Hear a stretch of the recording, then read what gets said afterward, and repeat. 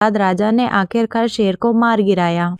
खूनी शेर की रहस्यमय कहानी। भारत के जंगलों में कई भयावह कहानियां सुनाई जाती है, लेकिन खूनी शेर की कहानी सबसे रहस्यमय और डरावनी है।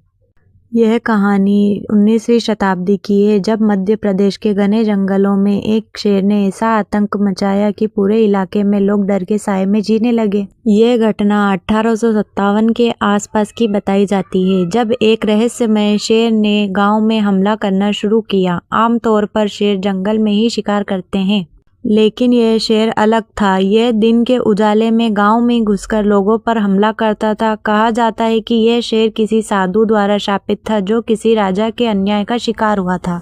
गांव वालों का मानना था कि यह कोई साधारण शेर नहीं, बल्कि एक दुष्ट आत्मा से प्रभावित था। कुछ का कहना था कि यह किसी राजा का पुनर्जन्म था, जो बदला लेने आया था। जब शेर हमला करता था तो उसके पंजों के निशान खून से सने होते थे, इसलिए उसे खूनी शेर कहा जाने लगा। जब गांव में आतंक बढ़ने लगा तो राजा ने अपने सबसे कुशल शिकारी को बुलाया। कई दिनों तक शेर को पकड़ने के लिए जाल बिछाए गए, लेकिन वह हर बार बच निकलता। राजा ने खुद शिकार करने का फैसला किया और एक रात को घने जंगल में शेर का सामना। कहा जाता है कि वह शेर साधारण जानवरों से बड़ा और अधिक ताकतवर था। शेर का अंत और रहस्य का खुलासा।